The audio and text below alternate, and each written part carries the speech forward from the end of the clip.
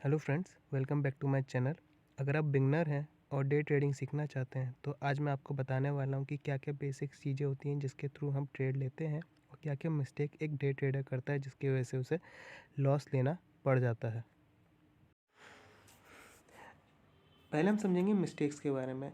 जो बिगनर होते हैं वो नए नए होते हैं तो उन्हें बहुत चीज़ों के बारे में नहीं पता होता, तो वो मिस्टेक्स करते हैं।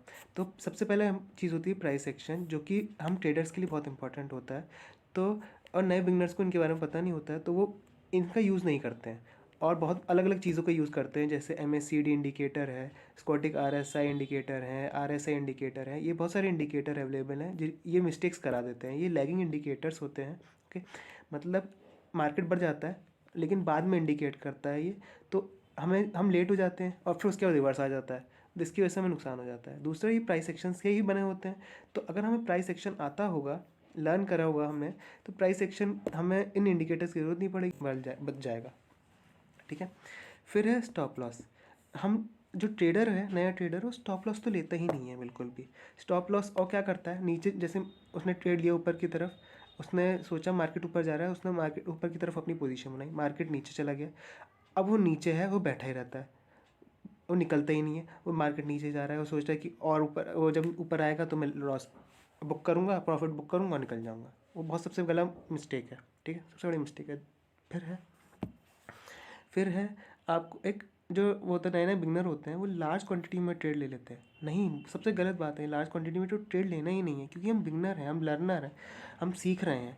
ठीक है, इमोशनली ट्रेड लेने लगते हैं हम लोग लर्नर हैं, तो क्यों हमें ट्रेड लेना है? तो इसीलिए इन चीज़ों से हमें बचना चाहिए। पॉइंट्स बहुत इंपॉर्टेंट हैं, जिस मिस्टेक से इन सब पॉइंट्स से को ध्यान रखना चाहिए, जिससे जो नुकसान है हमारा बच सकता है एक नए ट्रेडर का। अब मैं आपको प्राइस सेक्शन के बेसिक टॉपिक्स को डिस्कस करने वाला हूँ। पहला टॉपिक जो हमारा है वो ट्रेंड लाइन। ट्रेंड लाइन मैं बताऊँ आपको, ये 3 या 3 से ज़्यादा पॉइंट से कनेक्ट करके बनाया जाता है। ओके, मार्केट अगर अपवर्ड है, देखिए ये अपवर्ड मार्केट है, तो इसमें क्या होगा, जितने भी लो पॉइंट्स हैं प्राइस सेक्शन के, उनको कनेक्ट किया जाता है। और ये वाला जो डायग्राम है, इसमें भी सारे लो को कनेक्ट किया गया है। इसमें 4 लो हैं, इन 4 लोस को कनेक्ट करके बनाया गया है। पहला लो ये हो गया, दूसरा लो ये है, तीसरा लो ये है, चौथा लो ये है। मतलब तीन, कम से कम 3 पॉइंट्स तो होने ही चाहिए बनाने के लिए। दूसरा डायग्राम है, ये डाउन ट्रेंड है। इसमें जो है प्राइस सेक्शन के जितने भी हाई पॉइंट्स हैं उनको कनेक्ट करके बनाया जाता है। इसमें देखिए, इसमें 4 हाई पॉइंट्स हैं, 1 2 3 4, ये 4 हाई पॉइंट्स हैं, इनको कनेक्ट करके बनाया गया है। और ये डाउन ट्रेंड है, बता रहा है कि डाउन ट्रेंड है। तो this is upward, this is downward. हम जो दूसरा इम्पॉर्टेंट टॉपिक समझने वाले हैं वो है सपोर्ट और रेजिस्टेंस। इसका बेसिक क्या है, सपोर्ट होता क्या है? अगर आप देखें, अगर हम इस डायग्राम को हम स्टडी करें, तो आप देख सकते हो कि मार्केट यहाँ पर आता है, फिर ऊपर चला जाता है। मार्केट यहाँ पे नीचे आया, फिर से ऊपर चला गया। मार्केट यहाँ आया, ऊपर चला गया। एक्चुअल में क्या होता है, मार्केट में 2 तरीके के लोग होते हैं, एक तो बायर्स होते हैं और एक सेलर होते हैं। बायर क्या करते हैं, मार्केट को ऊपर ले जाने का काम करते हैं। सेलर क्या होते हैं, मार्केट को नीचे ले जाने का काम करते हैं। ठीक है, तो क्या होता है, इस पॉइंट पे क्या हुआ है, इस पॉइंट में क्या हुआ, मार्केट ऊपर चला गया, तो यहाँ क्या हुआ, बायर्स एक्टिव हो गए। तो जिस पॉइंट पे आकर सेलर्स कम हो जाते हैं और बायर्स ज़्यादा हो जाते हैं और मार्केट ऊपर जाने लगता है, उस पॉइंट को हम सपोर्ट कहते हैं। तो यहाँ पे यही हुआ है, यहाँ पे सेलर्स जो है कम हो गए, इस पॉइंट पे, 1 पॉइंट पे, नंबर 1 पॉइंट पे सेलर्स कम हो गए हैं और बायर्स बढ़ गए हैं, तो वो मार्केट को ऊपर ले गए, तो ये सपोर्ट हो गया। इसी तरह दूसरा जो पॉइंट है, सेकंड पॉइंट, इस पे भी यही हुआ है। यहाँ सेलर्स कम हो गए नीचे की तरफ, यहाँ पे आकर नीचे जब जा रहा था तो यहाँ सेलर्स कम हो गए और बायर्स एक्टिव हो गए, तो ये भी सपोर्ट हो गया एक। फिर ये तीसरा, थर्ड पॉइंट है, यहाँ पे भी यही हुआ है। यहाँ पे जो नीचे बायर्स जो लेके आ रहे थे वो कम हो गए और बायर्स ऊपर बढ़ गए, तो ये मार्केट हो गया। तो ये 3 पॉइंट जो है सपोर्ट की तरह है। तो जिस पॉइंट पे मार्केट ऊपर से नीचे आते हुए फिर ऊपर चला जाता है, तो वहाँ जो है बायर्स एक्टिव हो जाते हैं, इसकी वजह से, इसलिए उसे कहते हैं सपोर्ट। ठीक है, दू इसका अपोजिट ही होता है रेजिस्टेंस। तो ये रेजिस्टेंस है, यहाँ पे देखिए बायर्स एक्टिव थे, यहाँ पॉइंट पे बायर्स एक्टिव थे और यहाँ पे सेलर्स एक्टिव हो गए, क्योंकि ठीक है सेलर्स एक्टिव हो गए। तो ये पहला रेजिस्टेंस हो गया। रेजिस्टेंस वही पॉइंट हो गया जहाँ पर बायर्स डीएक्टिवेट हो जाते हैं और सेलर्स एक्टिवेट हो जाते हैं और मार्केट को नीचे ले जाने लगते हैं। अब हम एक दूसरा पॉइंट भी समझते हैं। देखिए ये है सेकंड पॉइंट। इस पॉइंट पे भी क्या हुआ, यहाँ पे बायर्स एक्टिव थे और यहाँ पे बायर्स एक्टिव थे इस साइड। इस पॉइंट पर आकर बायर्स ख़त्म हो गए और सेलर्स एक्टिव हो गए, जिसने मार्केट को नीचे ले गया। तो ये सेकंड रेजिस्टेंस हो गया। ठीक है, अब थर्ड रेजिस्टेंस ये है, यहाँ मार्केट बायर्स एक्टिव हैं और इस पॉइंट पे आके वो सेलर्स एक्टिव हो गए, तो इसलिए भी ये तीसरा रेजिस्टेंस हो गया। तो ये ऊपर वाले जितने भी पॉइंट्स हैं उसे हम रेजिस्टेंस कहेंगे और नीचे वाले जितने पॉइंट हैं उसे सपोर्ट कहेंगे।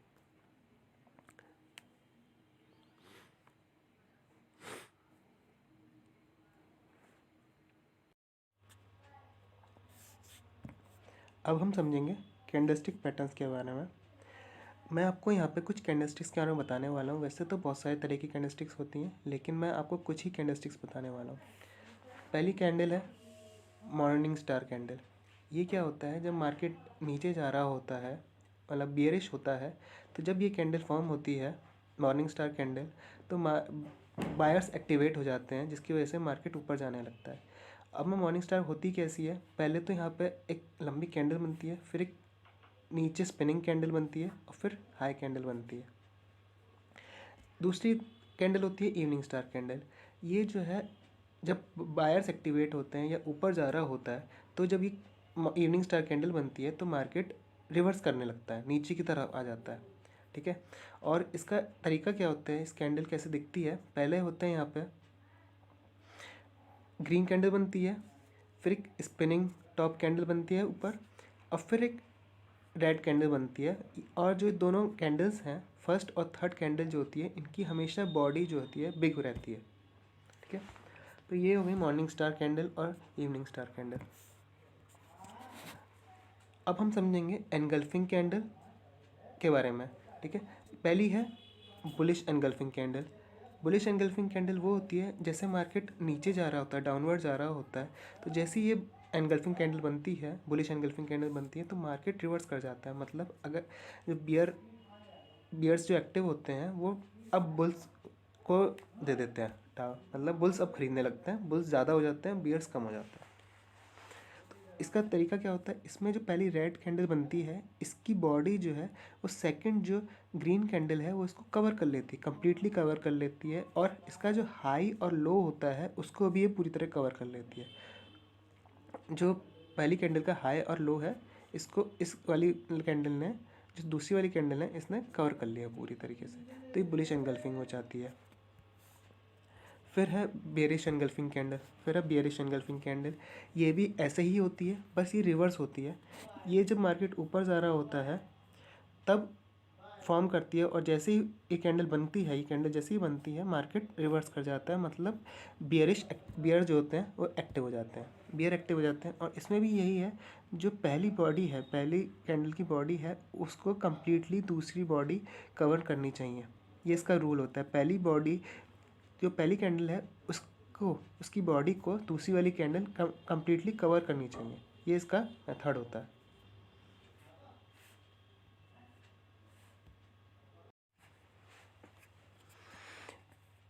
तीसरी कैंडल है हैमर कैंडल। ये भी तब फॉर्म होती है जब मार्केट बियरिश होता है। ठीक है, जैसे ये कैंडल फॉर्म होती है, बायर्स एक्टिवेट हो जाते हैं और मार्केट को अपने हाथ में ले लेते हैं और मार्केट ऊपर जाने लगता है।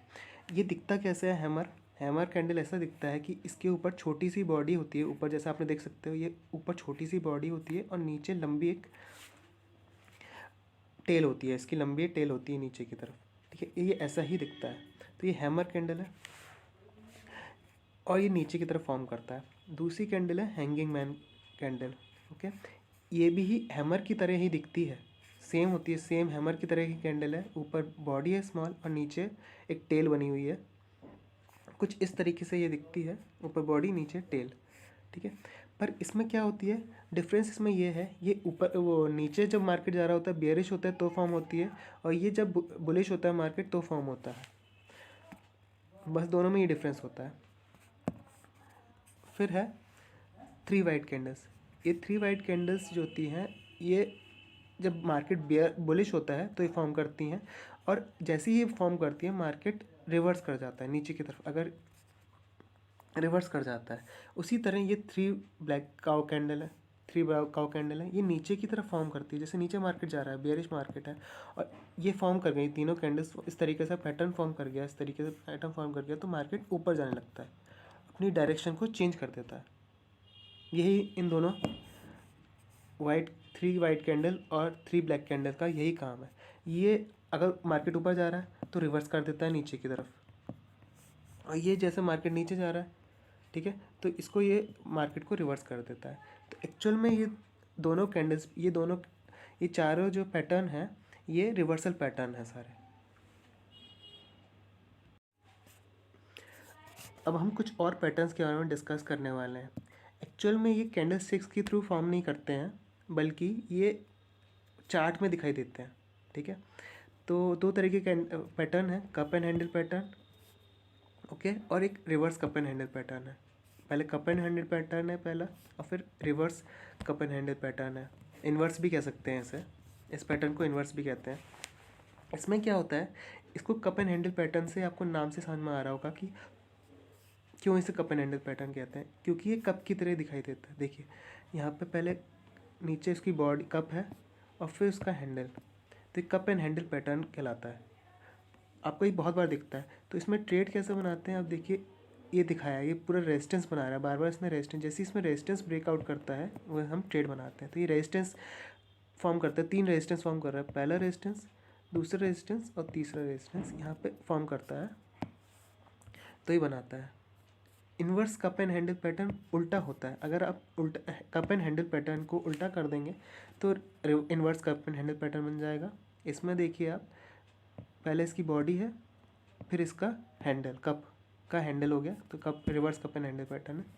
ये सपोर्ट बनाता है, ये 3 सपोर्ट लेता है, यहाँ 3 बार सपोर्ट लिया है इसमें। इसमें एक खासियत होती है, इसमें एक खासियत है रेजिस्टेंस लेता है 3, इसमें एक खासियत है ये 3, पहला, दूसरा और तीसरा, ये 3 रेजिस्टेंस लेता, सपोर्ट लेता है यहाँ पे। तो ये कप एंड हैंडल पैटर्न है, ये बहुत बार आपको दिखाई देता है पैटर्न। फिर पैटर्न है डबल, पहला फिर पैटर्न है डबल टॉप पैटर्न, ओके। ये आपको एम की तरह भी दिखाई देता है, आपको देखिए एम की तरह कुछ फॉर्म हो रहा है, एम जैसा दिखाई दे रहा है, तो ये होता है। इसमें क्या होता है, ये इसमें 2 सपोर्ट बनाता है, पहला, दूसरा, इसमें 2 सपोर्ट बना रहा है ऊपर की तरफ, ऊपर की तरफ रेजिस्टेंस बना रहा है, आप देख सकते हो इसमें 2, ऊपर की तरफ 2 रेजिस्टेंस बन रहे हैं और नीचे 3 सपोर्ट बनाता है ये, पहला, दूसरा, तीसरा। इसमें एक खासियत होती है, अगर हम इसको उल्टा कर दें तो वो बनता है डबल बॉटम पैटर्न, ये डब्लू की तरह भी दिखाई देता है। आप देखिए अगर मैं यूँ बना करूँगा तो डब्लू की तरह दिखाई, तो इसे डब्लू पैटर्न भी कहते हैं। इसमें इसमें आप देखें 2 रेजिस्टेंस लेता, नीचे की तरफ 2 सपोर्ट ले बनाता है और ऊपर की तरफ 3 रेजिस्टेंस लेता है इसमें, तो इसको कहते हैं double bottom pattern, okay. Next हम पैटर्न बताएंगे, कुछ और पैटर्न बनाता हूँ। ये कुछ पैटर्न्स हैं, ये कुछ पैटर्न्स हैं, इसे इसे कहते हैं पहले वाले, इसको कहते हैं असेंडिंग पैटर्न।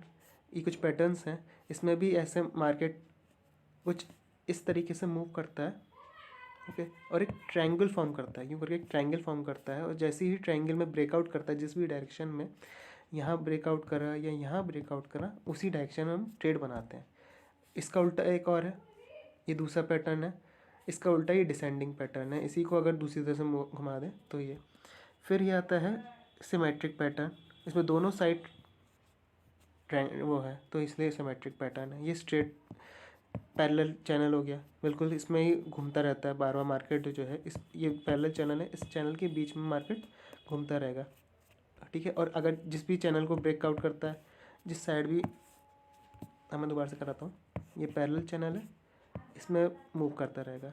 और जिस डायरेक्शन में अगर यहाँ ब्रेक कर दिया या इस डायरेक्शन में ब्रेक कर दिया तो हम ट्रेड ले लेते हैं, तो इसे पैरेलल चैनल कहते हैं। फिर आता है डिसेंडिंग चैनल। ये है डिसेंडिंग चैनल। इसमें ये भी पैरेलल ही होता है, बस नीचे की तरफ जा रहा होता है और इसमें इस तरीके से इस दो पैरेलल लाइंस के बीच में ये मार्केट मूव करता रहता है और हम ट्रेड बनाते हैं। फिर होता है, फिर पैटर्न है ascending pattern channel. Ascending channel है, बस इसमें क्या है, दो ऊपर की तरफ असेंड वो पैरेलल में होती हैं लाइन, ट्रेंड लाइन होती हैं, उसमें ये मूव करता रहता है। तो ये कुछ पैटर्न्स इंपॉर्टेंट हैं जो मैंने आपको बताए हैं।